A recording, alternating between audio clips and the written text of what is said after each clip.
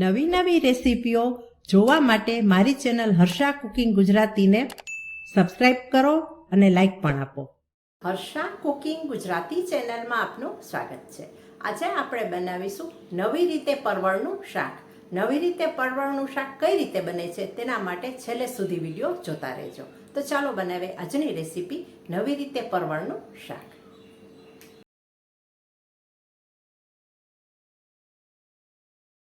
250 ગ્રામ પરવળ લઈ તેને ધોઈ અને લૂછી લીધા છે. હવે તેની આપણે સૌથી પહેલાં છાલ કાઢી લઈએ.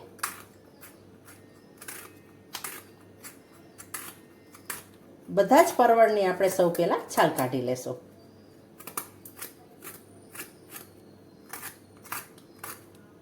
અત્યારે માર્કેટમાં પરવળ આવે છે તો પરવળનું આજે આ શાક બનશે ને તે નવી રીતે બનવાનું છે. કદાચ તમે આ શાક પહેલી વાર જોતા હશો.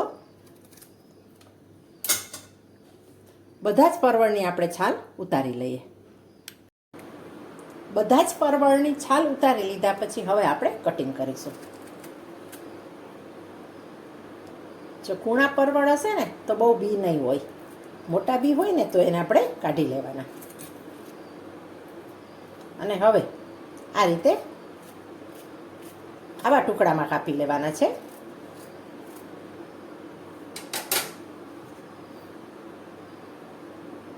બધા જ પરવળને નાના નાના આવા ટુકડાઓમાં આપણે કાપી લઈ ડાયસીસમાં.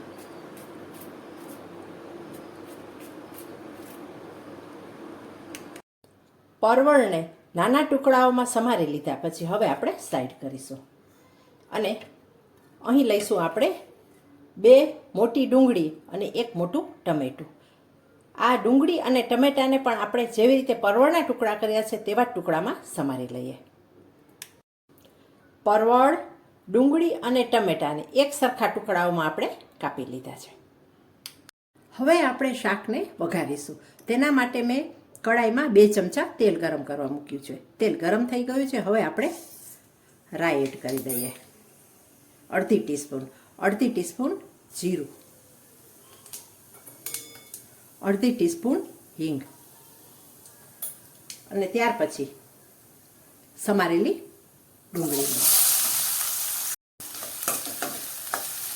ડુંગળીને આપણે થોડી સાંતળી લઈએ.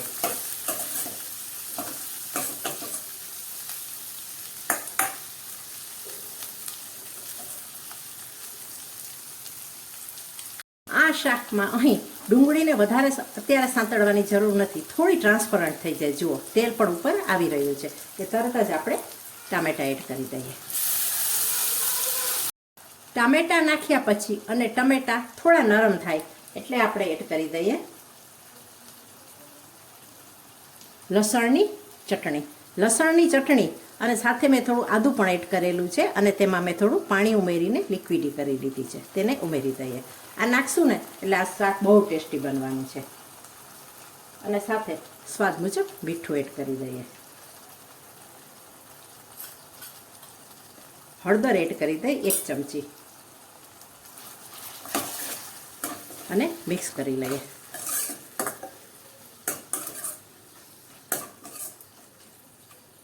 બધા મસાલા ડુંગળી અને ટમેટામાં મિક્સ કર્યા પછી આપણે એડ કરી દઈએ સમારેલા પરવળ.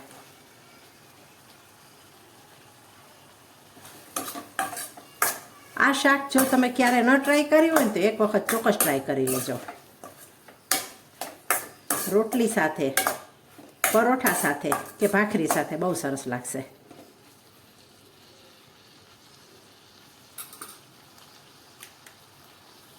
હવે આપણે ઢાંકીને કૂક થવા દઈશું. આ શાકને આપણે સ્લો ફ્લેમ પર જ પકાવવાનું છે. 10 મિનિટ પછી હવે આપણે ખોલીએ. 10 મિનિટ કૂક થતાં સમય લાગ્યો છે અને વચ્ચે વચ્ચે હું શાકને ચલાવતી પણ રહી હતી.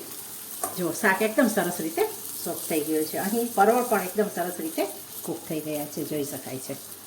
હવે અહીં મરચાંની ભૂકી અને ધાણા જીરું નાખવાનું બાકી છે અને મને થોડું મીઠું ઓછું લાગે છે એટલે થોડું મીઠું એડ કરું છું હું.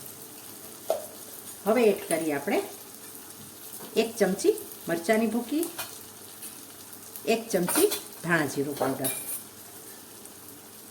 અને હવે આપણે મિક્સ કરી લઈએ. જુઓ તૈયાર થઈ ગયું છે નવા સ્વાદ સાથેનું નવી રીતે પરવળનું શાક.